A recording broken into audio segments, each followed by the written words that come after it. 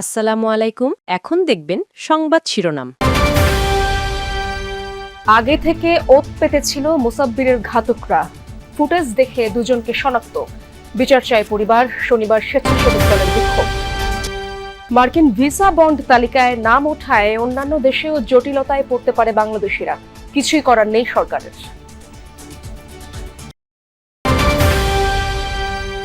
ভেনেজুয়েলার প্রশাসনে সন্দেহের আবহ, অনার গার্ডের প্রধান বরখাস্ত, জ্বালানি খাতে বিদেশি অংশীদারিত্বের কথা বললেন রদ্রিগেজ। এলপিজি আমদানি ও দেশীয় উৎপাদনে ভ্যাট কমালো সরকার, 6 দফা দাবি আদায়ে অনর ব্যবসায়ী সমবায় সমিতি। বিকেলে বিইআরসির সাথে বৈঠক। এতক্ষণ দেখছিলেন সংবাদ শিরোনাম, এখন দেখবেন বিস্তারিত। শুটাররা আগে থেকে ওত পেতেছিল, সুযোগ বুঝে স্বেচ্ছাসেবক দল নেতা মোসাব্বিরকে এলোপাতাড়ি গুলি করে পালিয়ে যায় তারা। সন্দেহভাজন দুজনকে শনাক্তের চেষ্টা করছে পুলিশ। কারওয়ান বাজারে চাঁদা তোলা নিয়ে কারোর সাথে দ্বন্দ্ব ছিল এমন তথ্যের উপর হত্যার মোটিভ কিনা এ নিয়ে তদন্ত চলছে। তেজগাঁও তেস্তুরি বাজার এলাকায় আহসানুল্লাহ গলি থেকে দৌড়ে পালাচ্ছে দুই যুবক। তারা অস্ত্রধারী। সন্দেহভাজন এরাই মোসাব্বিরকে এলোপাতাড়ি গুলি করে। সিসি ফুটেজে দেখা যায় সন্দেহভাজন দুজন ঘটনার পরপরই এই যে তেস্তুরি বাজারের গলি, এই গলি দিয়ে তারা বেরিয়ে যায়। একজন যায় কারণ বাজারের ওই পাশটায়, আরেকজনকে দেখা যায় যে ফার্ম গেটের এই দিকটাতে পালাতে। পুলিশের ধারণা এই দুজনই মোসাব্বিরকে হত্যা করেছে। সিসি ফুটেজে যাদের দেখা যাচ্ছে তারা নাকি সেদিন বিকেল থেকে ওই গলিতেই ঘোরাফেরা করছিল বলে জানায় এলাকাবাসী। আমরা দুপুর থেকে দেখছি যে এরকম ছিল, তো আবার কিছুক্ষণ পরে দেখি হঠাৎ নাই। আবার ওরা হয়তো বিভিন্ন কালক্ষেপণ করতে চাইছিল যে, বা লোকেশনটা বুঝতে চাইছিল যে কোন সময় থাকা উচিত। হ্যাঁ, বারবার ওরা গেছে আসছে এরকমই মনে হয়েছিল। এখানে বসা ছিল। মোসাব্বির ভাই ফোনে কথা বলতেছে এগুলিতে আসার পরে, তো পিছ থেকে একটা বাইক আসছিল, ফার্স্টে একটা গুলি করছে। মোসাব্বির ভাইয়ের শরীরে লাগে নাই, তো এগুলিতে ঢুকছে বাঁচার জন্য ঢুকছে, তো এগুলিতে আর যাইতে পারে না। পরে এগুলি থেকে বের হয়ে মানে মেন রাস্তা দিয়ে দৌড় দিব, সেকেন্ডের ভিতরে বাইক আয় করছে, মানে এই সামনে দিয়ে আসার পরে বাইকটা থামানোর সাথে সাথে 4টা গুলি করছে ঢুকে। স্থানীয়রা বলছেন মোসাব্বিরের সঙ্গে কারওয়ান বাজারের এক যুবদল নেতার সাথে দ্বন্দ্ব ছিল। কারো মতে নিজ এলাকায় প্রভাব বিস্তারও হতে পারে কারণ। পাশের গেটের সামনে দৌড় দেয়, হঠাৎ করে পড়ে গেছে। পড়ে যাওয়ার পরে অনেকে আইসে দৌড়াদৌড়ি করে পরে একটা ভ্যানে করে নিয়ে গেছে হসপিটালে। হত্যার ঘটনায় মামলা করেছে পরিবার। আসামি অজ্ঞাত 5 জন। পুলিশ জানায় অন্ধকার গলিতে যুক্তরাষ্ট্রের ভিসা জামানতের তালিকায় বাংলাদেশের নাম ওঠার দায় নেবে না সরকার। পররাষ্ট্র উপদেষ্টা বলছেন, আগের সব সরকারের নীতির জন্য এই পরিণতি। জানান, যুক্তরাষ্ট্রের সোশ্যাল কার্ড বা সামাজিক সুরক্ষা গ্রহণকারীদের তালিকায় বাংলাদেশিরা শীর্ষে থাকায় এমন সিদ্ধান্ত খানিকটা প্রত্যাশিত। এদিকে এই ঘটনায় দেশের ভাবমূর্তি নষ্টের পাশাপাশি অন্যান্য দেশের ভিসার ক্ষেত্রেও প্রভাব পড়তে পারে বলে শঙ্কা বিশেষজ্ঞদের। যুক্তরাষ্ট্র একটু ভালো থাকার আশায় বিভিন্ন দেশের অসংখ্য মানুষের কাঙ্ক্ষিত গন্তব্য দেশটি। সেই স্বপ্ন আরও কঠিন করে তুলেছে ডোনাল্ড ট্রাম্প প্রশাসন। সম্প্রতি অভিবাসনের সেই সব কঠিন শর্তের বেড়াজালে বাংলাদেশেরও নাম। ভিসা নিতে সর্বোচ্চ $15,000 অর্থাৎ প্রায় 18 লাখ টাকা জামানত দিতে হবে মার্কিন দূতাবাসে। এই তালিকায় আছে গৃহযুদ্ধ বিধ্বস্ত আফ্রিকার প্রায় ব্যর্থ কিছু রাষ্ট্র, এশিয়া ও মধ্য আমেরিকার অতি দরিদ্র কিছু দেশ, যুক্তরাষ্ট্রের কালো তালিকায় থাকা কিউবা, ভেনেজুয়েলা সহ মোট 38টি দেশ। দক্ষিণ এশিয়ার নেপাল, ভুটান থাকলেও নেই পাকিস্তান, এমনকি আফগানিস্তানেরও নাম।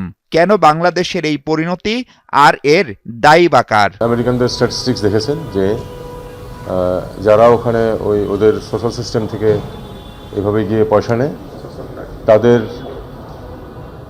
মধ্যে বাংলাদেশিদের সংখ্যা সর্বাধিক। তাহলে তারা যদি কিছু দেশের উপর এরকম নিষেধাজ্ঞা আরোপ করে, সেটা মধ্যে বাংলাদেশ থাকবে, এটা আমার কাছে খুব অস্বাভাবিক মনে হচ্ছে না। অবশ্যই দুঃখজনক, অবশ্যই কষ্টকর আমাদের জন্য। এই সমস্যাটা এই 1 বছরের সৃষ্টি হতো, আমি তাও বলতাম যে এই সরকারের কিছু দায় দায়িত্ব আছে। পলিসিগত দায় দায়িত্ব যদি কারো থাকে, সেটা হলো পূর্ববর্তী সব সরকারের আছে, সেটাকে আমরা পরিবর্তন করতে পারিনি, পরিবর্তন করা সম্ভব না। কারণ মানুষের এই নড়াচড়া বন্ধ করার সাধ্য এই সরকারের নাই। এমন পরিস্থিতিতে তালিকা থেকে নাম কাটানোর বিষয়ে কি ভাবছে সরকার? আমরা কোনো পদক্ষেপ নিব বা কোনো অ্যাপিল করব বা আপনাদের সঙ্গে ইউএস গভর্নমেন্টের ফর্মাল চ্যানেলে ইনফর্মাল চ্যানেলে কোনো এটা মাত্র হয়েছে, এটা অবশ্যই সাধারণ পদ্ধতিতে আমরা যাব, চেষ্টা করবো যেন এটা থেকে আমাদেরকে অব্যাহতি দেওয়া হয়। চেষ্টা তো অবশ্যই করবো। কেবল 18 লাখ টাকা জামানতি নয়, ভিসা পেলেও যুক্তরাষ্ট্রে প্রবেশের ক্ষেত্রে নির্দিষ্ট করে দেওয়া হয়েছে মাত্র 3টি বিমানবন্দর। সেগুলো হলো ভেনেজুয়েলার প্রেসিডেন্টের সুরক্ষার দায়িত্বে থাকা অনার গার্ডের জেনারেল ইন কমান্ডার হাবিয়ার মার্কানো তাবাতাকে বরখাস্ত করেছে দেশটির অন্তর্বর্তী সরকার। তার বিরুদ্ধে দায়িত্ব অবহেলা ও ব্যর্থতার অভিযোগ তোলা হয়। রয়টার্স বলছে, যুক্তরাষ্ট্রের নতুন টার্গেট ভেনেজুয়েলার স্বরাষ্ট্রমন্ত্রী দিউসদাদো কাবেলো। তার নিয়ন্ত্রণে থাকা বিশেষ মোটরসাইকেল বাহিনী ট্রাম্প প্রশাসনের মাথা ব্যথার কারণ হয়ে দাঁড়িয়েছে। এরই মধ্যে মাদুরো ঘনিষ্ঠ এই রাজনীতিবিদকে হুমকি দিয়েছে ওয়াশিংটন। এদিকে চুক্তির মাধ্যমে অন্যান্য দেশের সাথে জ্বালানি খাতে অংশীদারিত্বের জন্য প্রস্তুত ভেনেজুয়েলা জানিয়েছেন দেশটির ভারপ্রাপ্ত president Delcy Rodriguez. LP gas আমদানি ও দেশীয় উৎপাদনে ভ্যাট কমালো সরকার। দুপুরে এই সংক্রান্ত প্রজ্ঞাপন জারি করে বিদ্যুৎ ও জ্বালানি মন্ত্রণালয়। সকাল থেকে তরলীকৃত প্রাকৃতিক গ্যাস এলপিজি সিলিন্ডার বিক্রি বন্ধ রেখেছে ব্যবসায়ী সমবায় সমিতি। এতে ভোক্তা পর্যায়ে দুর্ভোগ বেড়েছে। দাবি আদায় না হওয়া পর্যন্ত সারা দেশে সিলিন্ডার সরবরাহ বিক্রি বন্ধ রাখবে তারা। এর আগে বুধবার কমিশন বৃদ্ধি, জরিমানা বন্ধ সহ 6 দফা দাবিতে 24 ঘন্টার আলটিমেটাম দেয় সংগঠনটি। এ বিষয়ে সারা দেশের পরিবেশক ও খুচরা বিক্রেতাদের জন্য একটি নোটিশ জারি করে ব্যবসায়ী সমিতি। এতে বলা হয়, সব কোম্পানির প্ল্যান্ট থেকে এলপিজি উত্তোলনও বন্ধ থাকবে। বিকাল 3টায় এনার্জি রেগুলেটরি কমিশনের সাথে সমিতির নেতাদের বৈঠক হওয়ার কথা রয়েছে। গত কয়েকদিন ধরেই সরকার নির্ধারিত দাম 1307 টাকার বদলে কয়েকশো টাকা বেশি দরে বিক্রি হচ্ছিল গ্যাস সিলিন্ডার।